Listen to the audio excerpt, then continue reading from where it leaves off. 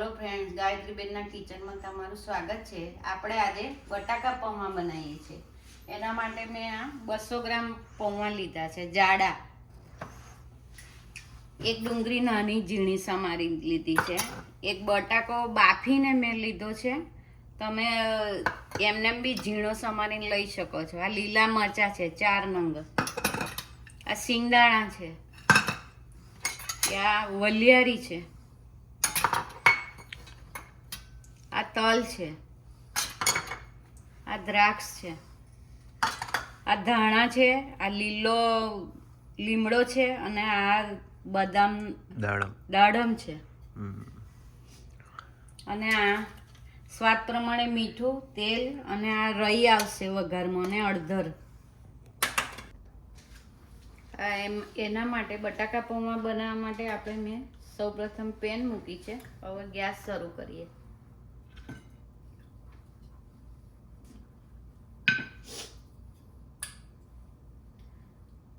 એમાં 3 થી 4 ચમચી તેલ નાખવાનું।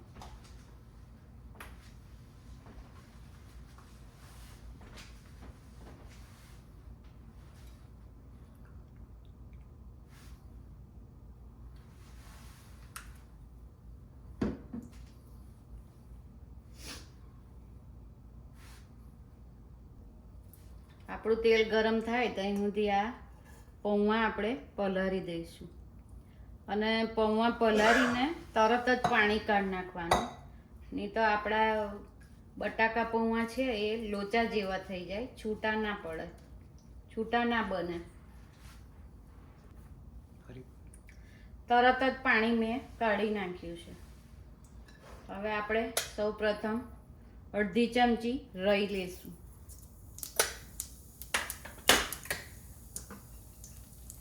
હવે આપણે જે સિંગદાણા લીધા છે એ નાખીશું।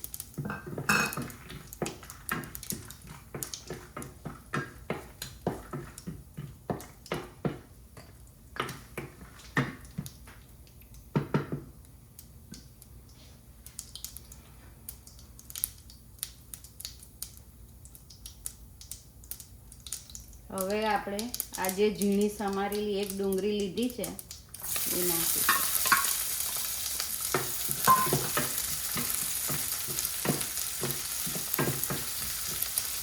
આપણે લીલા મરચા ઝીણા સમારીને લીધા છે 4 નંગ એ નાખીશું।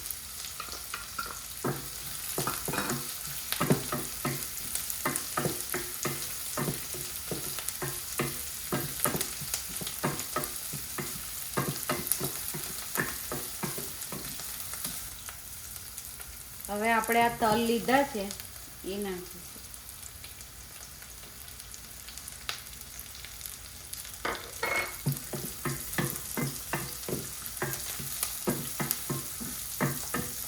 હવે આપણે આ વલિયારી લીધી છે એ નાખીશું।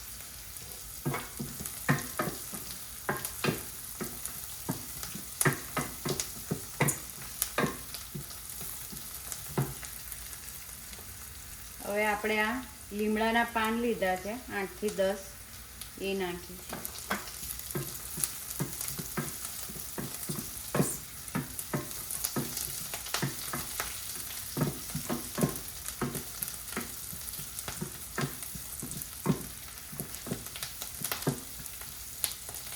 હવે આપણે આ એક બટાકો મેં બાફીને લીધો છે, તમે એમને બી ઝીણો સમારીને લઈ શકો છો।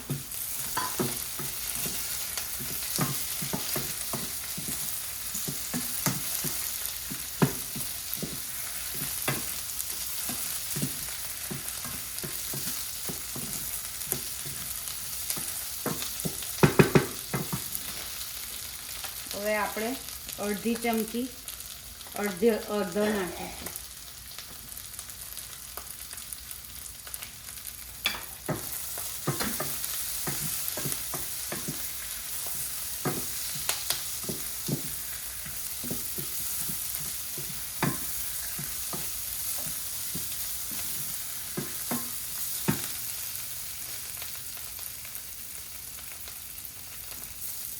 હવે આપણો મસાલો શેકાઈ ગયો છે।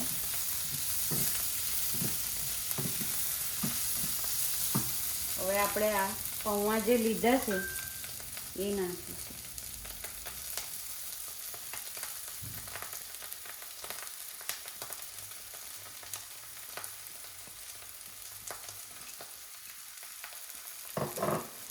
આપણે જે આ દ્રાક્ષ લીધી હતી એ ભભરાઈ ગઈ.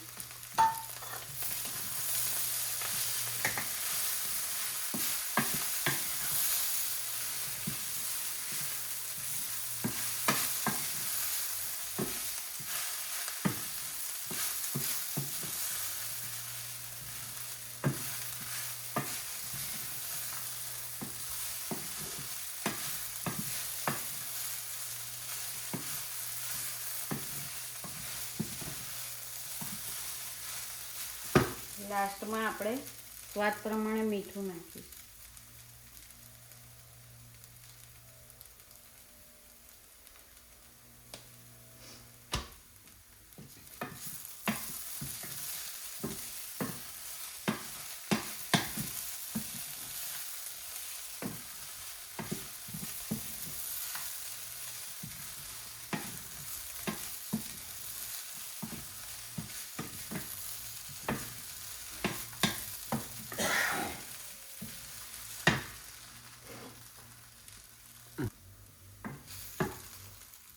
મેં 1 ચમચી સુગર નાખું છું.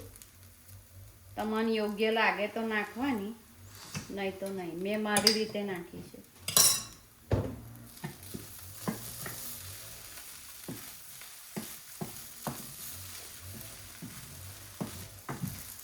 આપણા બટાકા પૌવા રેડી થઈ ગયા છે.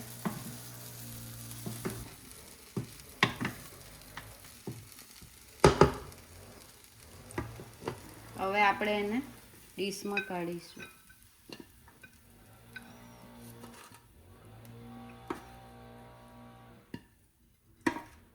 આપણે એની પર ધાણા ભભરાઈશું અને આ દાડમના બિયા મેં લીધા છે એ એની પર ભભરાઈશું.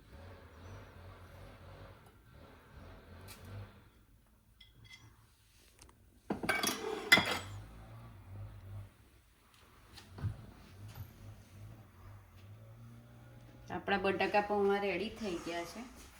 જો તમને મારી રેસીપી પસંદ આવી હોય તો મને લાઈક કરો, શેર કરો અને સબસ્ક્રાઈબર કરો અને બેલ આઇકન દબાવવાનું ભૂલતા નહીં. જય શ્રી કૃષ્ણ, જય માતાજી, થેન્ક યુ.